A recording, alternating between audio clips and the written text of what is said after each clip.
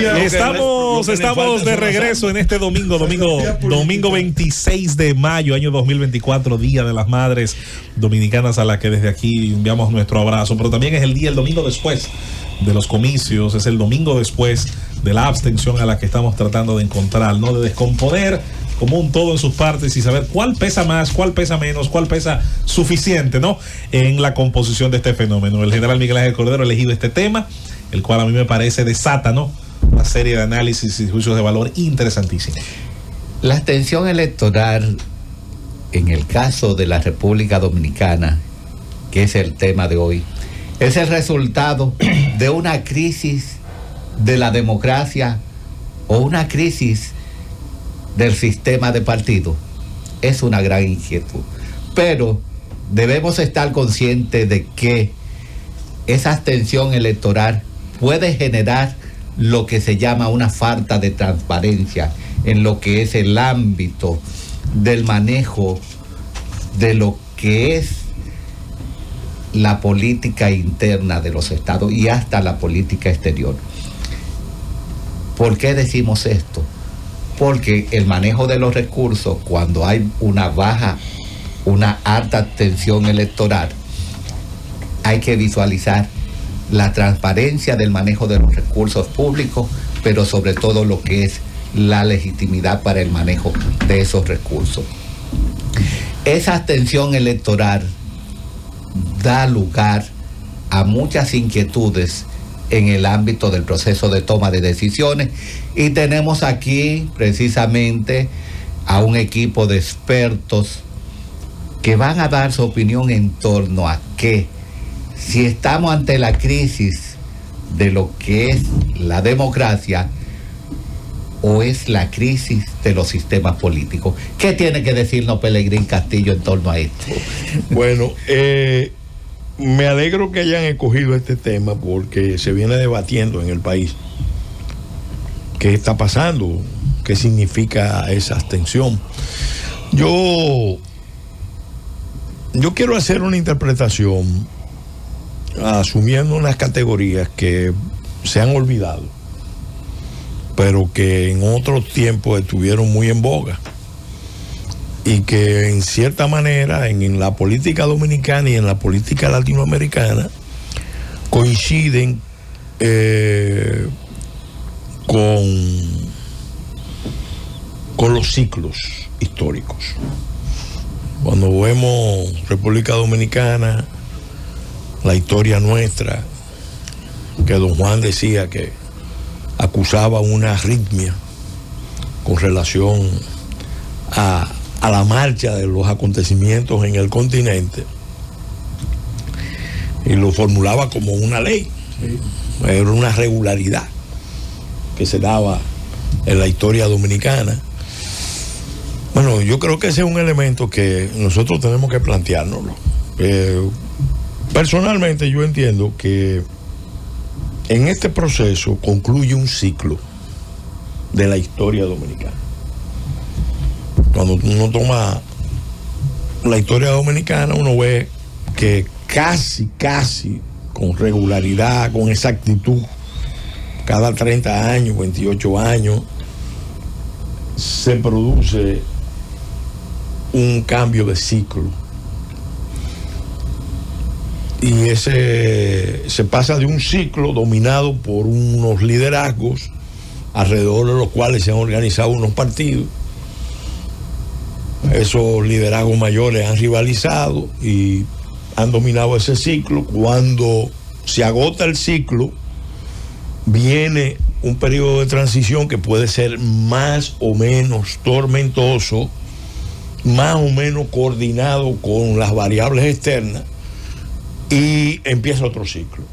Y ese ciclo es dominado por un liderazgo o varios liderazgos que a su vez generan en torno a sí fuerzas políticas organizadas, partidos, movimientos. Y esa ha sido la constante. Por Trujillo, que implantó un ciclo de dictadura de partido único o de partido hegemónico, porque formalmente había varios partidos, pero fue un ciclo lo más cercano al totalitarismo que nosotros hemos tenido. Era un régimen dictatorial, autocrático, personalista. Algunos dicen que del totalitarismo de América Latina el que más alto grado de totalitarismo. No, el de Cuba. El de Cuba es superior. El de Cuba, porque es el mismo, tiene una base ideológica. Que niega todo principio de formalidad. Espérate, aquello era personalista. Sí. Muerto el dictador, no es más allí. Se acabó el régimen. Que un sistema. Entonces, ¿qué pasa? Muerto Trujillo, tuvimos un periodo de transición que empezó con Consejo de Estado, elección de Don Juan, que coincidió con la crisis mundial más severa de la Guerra Fría. La crisis de Chile. Eso terminó en derrocamiento, bueno, crisis con Haití.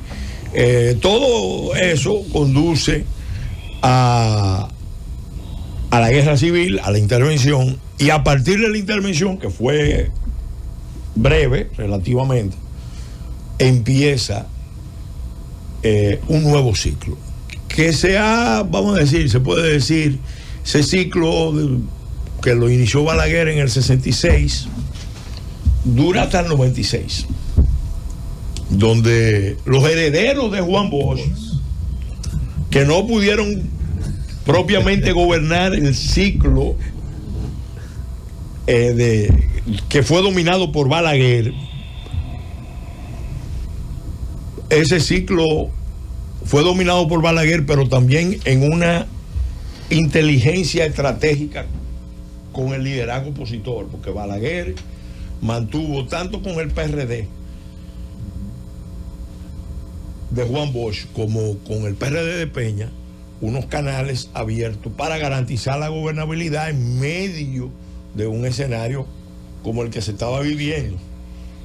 Entonces, en el 94-96 se ve, porque el país pudo haber ido a un conflicto mayor, sin embargo, se pacta una transición y eso le abre la puerta al Partido de la Liberación Dominicana, que fue el partido que quedó en tercer lugar, bien atrás, y que se había fragmentado ya con el líder declinante.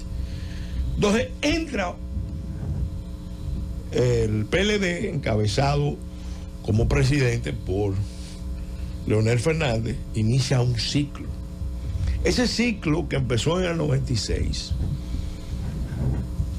estuvo dominado por el PLD por 20 años y terminó, a mi juicio, con estas elecciones. ¿Y por qué termina con Luis Abinader en la presidencia y no con Leonel Fernández, que pudo haber sido perfectamente el que cerrara el ciclo como lo cerró Balaguer el anterior? Bueno, entre otras cosas porque se produjo una fractura en el Partido de la Liberación Dominicana, que no era cualquier partido. Era un partido que se concibió como un proyecto partidario, donde la categoría de militante era lo más importante, porque don Juan insistía que el PLD era un partido de líderes y donde lo más importante eran los organismos y que el militante era clave. Cualquier militante tenía la responsabilidad y el potencial de convertirse en un líder en un momento dado. Esa era la teoría del partido. El PLD aprovechó las debilidades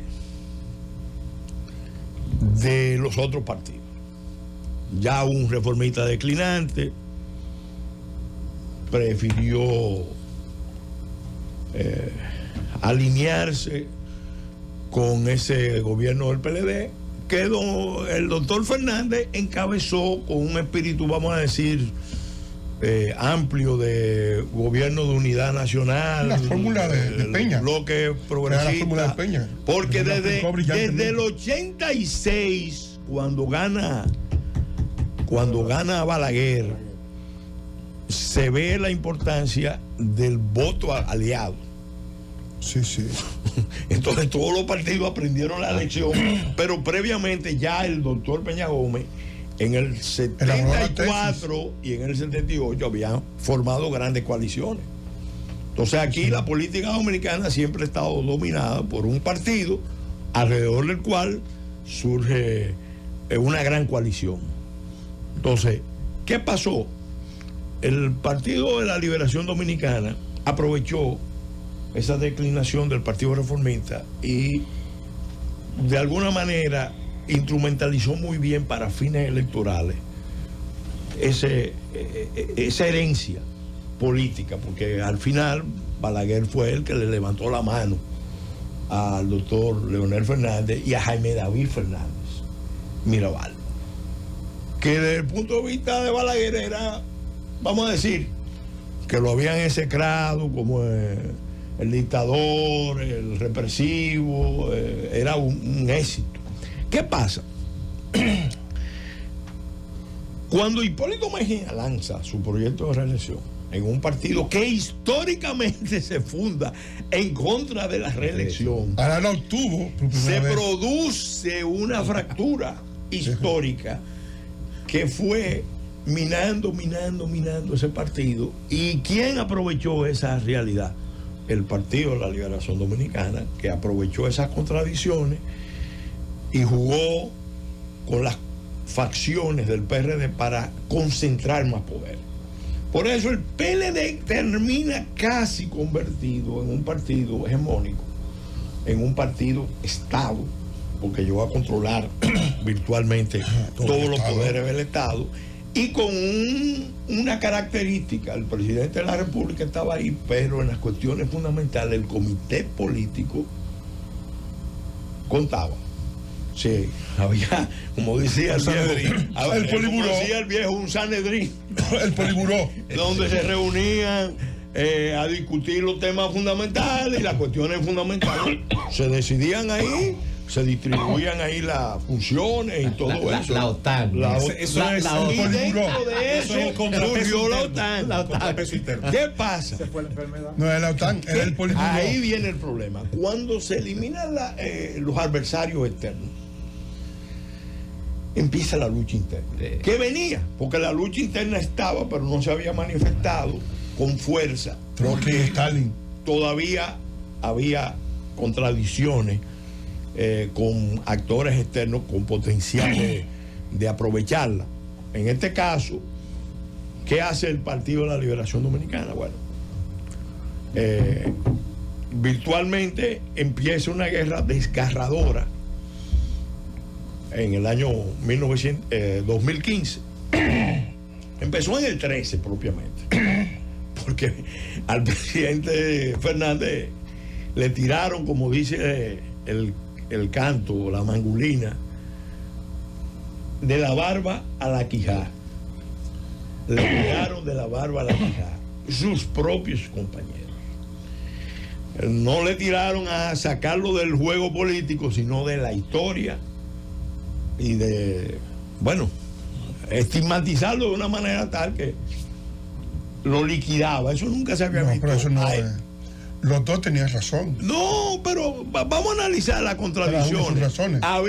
Había también agravio del otro lado, porque el grupo que se formó alrededor del doctor Fernández también era muy agresivo. Los ingenieros constitucionalistas, señores, eran de preocupar.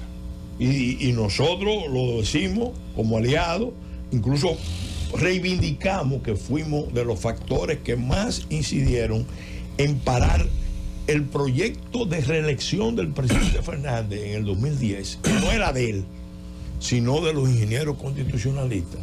Pero a él no le disgustaba mucho tampoco. Que iba a venir con la fórmula de una sentencia de Suprema Corte de Justicia y la famosa 2 millones de firmas. Firma de 2 millones.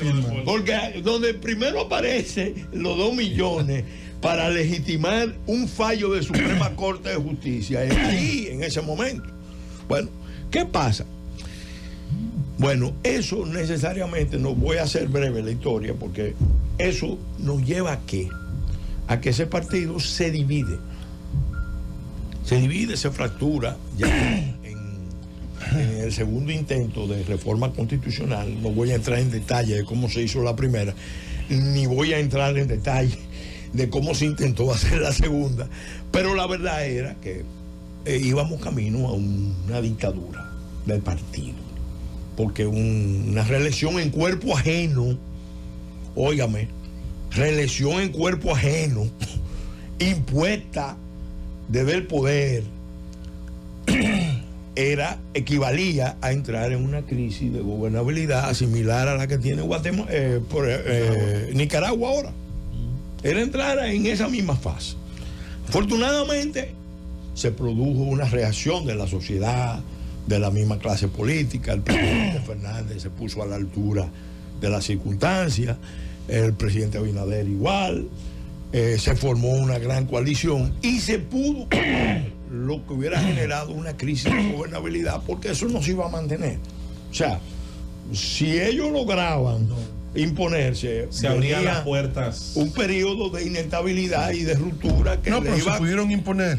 Sí, no se impusieron porque no se aprobó el voto electrónico. Pero con el voto electrónico el Penco ganaba. A lo que me refiero, Manuel, Penco ganaba. A lo que me refiero era que eso no se podía mantener porque iba a haber un nivel de resistencia Pelegrín, y de ingobernabilidad. Una inquietud, ¿se podría repetir ese escenario en las circunstancias actuales de vista a un 2028? No creo.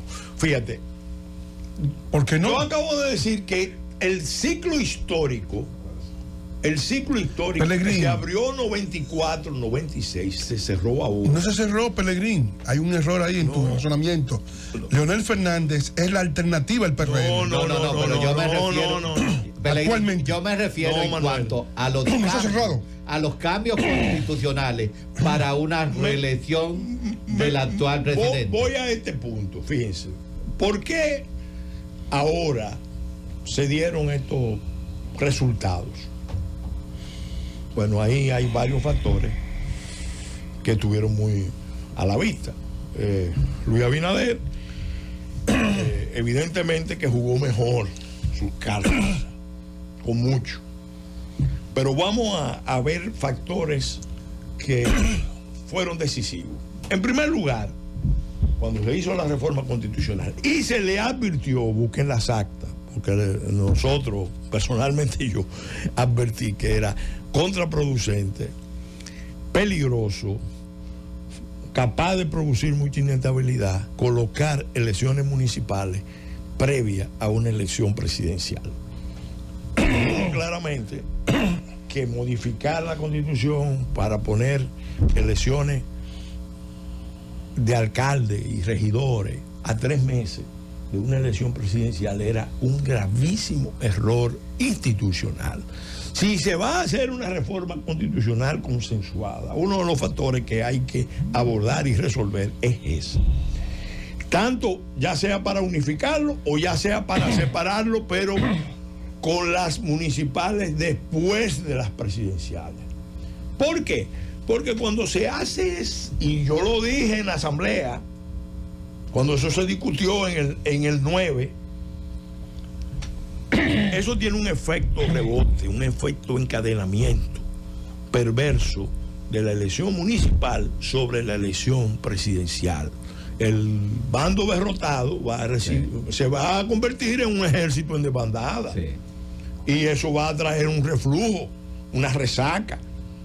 Primer error. Segundo error, y se le advirtió también a los del pacto de las corbatas azules, porque los de rescate son los mismos de aquella vez 2009 que hicieron el pacto de las corbatas azules. Pero aquella vez se le advirtió, y está en las actas, que no asimilaran los distritos municipales en un país pequeño. Yo estoy de acuerdo con la descentralización, pero asimilarlo constitucionalmente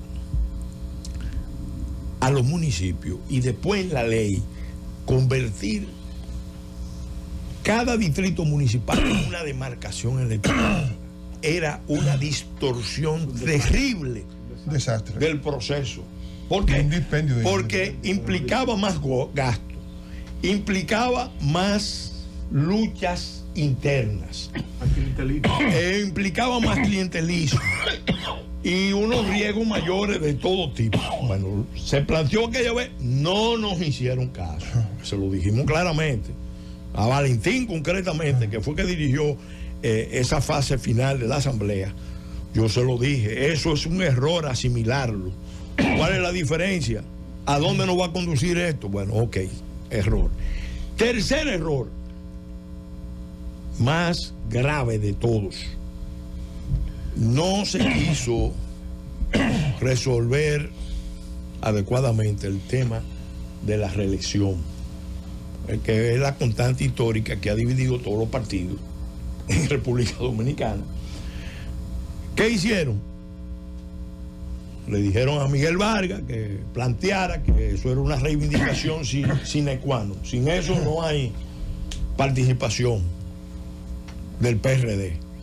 Y el Pacto de la Corbata Azul impone el modelo de reelección alternativa, que es el peor de todos. Es el peor de todos. O sea, volvemos atrás, volvemos al modelo del 2002, cuando ya eso se había superado.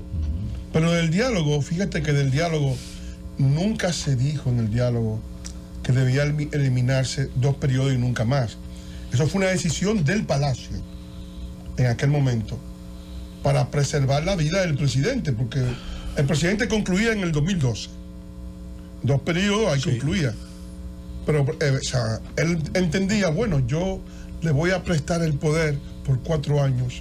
Pero va a llegar. Nosotros, yo vuelvo en el 16. Parte del problema que nosotros tuvimos en el 10 como partido aliado fue precisamente que, viendo con una visión institucional lo que eso representaba, hicimos el planteamiento y votamos en contra de esa pero fórmula. Ese era el interés del Ejecutivo. Pero claro, pero ahí era preservar su propia vida política. Ahí ¿qué pasó? Entonces eso trae esa lucha interna dentro del PLD. Él le quitó 4 años a Danilo. Esa lucha interna dentro del PLD se agudiza a partir de eso. Claro, el asunto va a mayores, porque entonces ya se había visto que el voto preferencial no es verdad que es más democrático, es más complicado. En un sistema clientelar es menos democrático porque cuesta más. El dinero pasa a ser el factor determinante. Y se le dijo, óigame, yo era presidente del Foro Permanente de Partidos Políticos y le advertí, óigame, le advertimos, porque José Fran, mi fraterno amigo, nosotros le dijimos, el voto preferente debería eliminarse para los diputados y nunca ponerse para los alcaldes, para los regidores. ¿Qué hicieron? Oigan, lo impusieron a los regidores. La Junta había advertido que eso no era bueno, que eso iba a traer muchos problemas. ¿Por qué? Porque eso excluye de la carrera política. El que está haciendo carrera política, el que ha hecho carrera política en un partido, sabe que los médicos dentro del partido cuentan a la hora de postular. ¿Qué pasa? Cuando te crean un sistema electoral donde lo que cuenta es el dinero, tú puedes tener todos los méritos del mundo. Si tú no tienes el apoyo de uno de los grandes electores en la sombra, y voy a explicar quiénes son los grandes electores en la sombra. Quirino era uno de ellos. Tú no tienes posibilidades. Entonces, ¿qué hicieron? Abrieron reforzaron ese modelo. ¿Qué pasa? Eso termina de destripar los partidos, porque exacerba las luchas internas. Yo la primera señal la vi en la circunscripción 1, que ya es esencialmente clientelar. Antes yo era la más independiente, Ahora se evidenció que el peso del clientelismo en la 1 es enorme, brutal. Bueno, pues yo le voy a... Es más cara. Si no, óyeme. Más cotizada. Óyeme, ¿qué pasó ahí? Bueno, se vio con Vido Medina, una figura histórica del PLD, que era un lujo tenerlo en el Congreso, porque sabía derecho, porque tenía una autoridad moral, porque tenía conciencia histórica, gente como Caseacta, por ejemplo. Óyeme, pero no podían competir con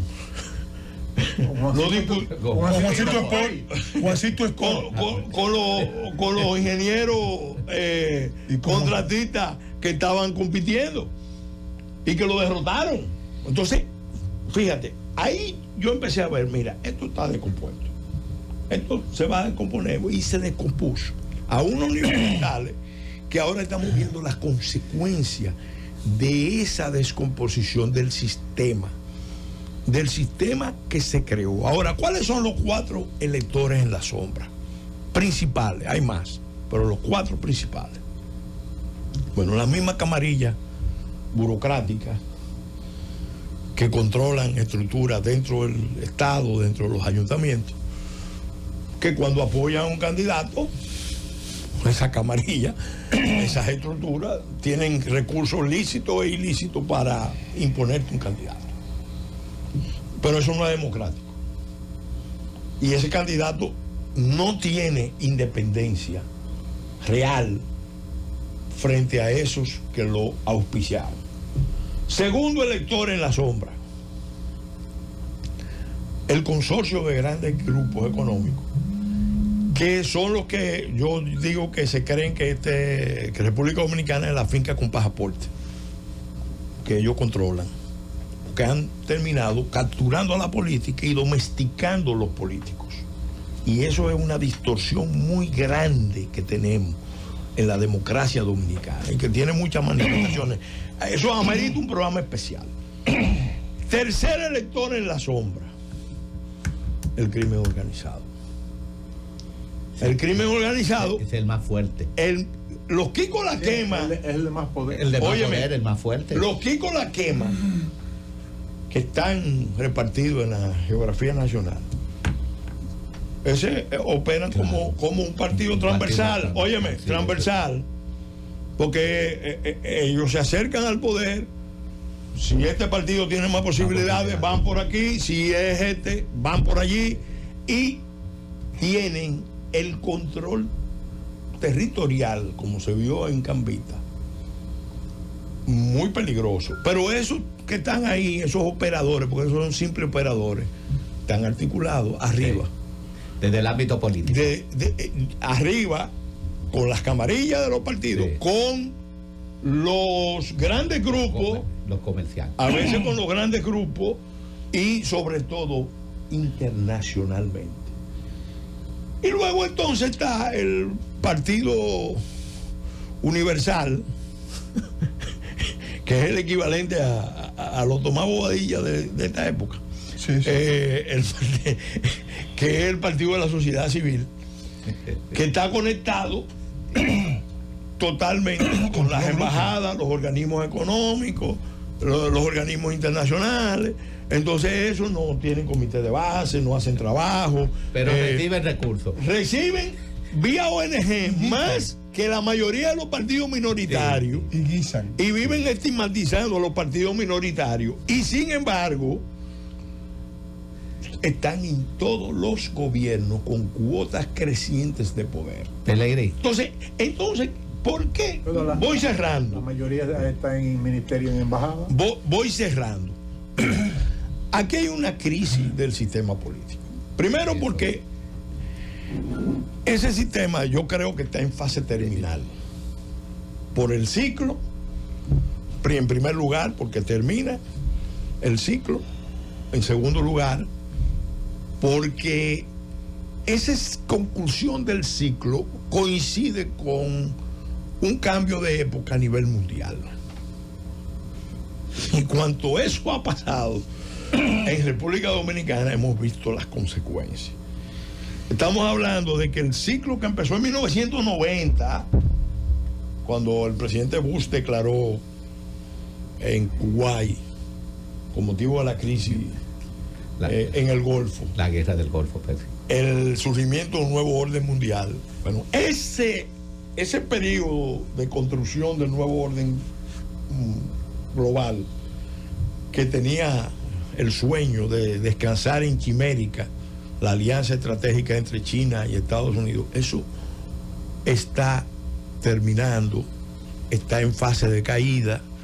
Hay una desglobalización, hay una guerra civil, una guerra mundial híbrida en curso, hay una disrupción en todo el continente, y lo peor de todo para nosotros, variable decisiva, tenemos una crisis ahí que está conectada con todas las otras crisis, la crisis insular, que puede ser destructiva. Entonces la clase política, concluyo, la clase política tiene un reto: hacerse cargo de esas realidades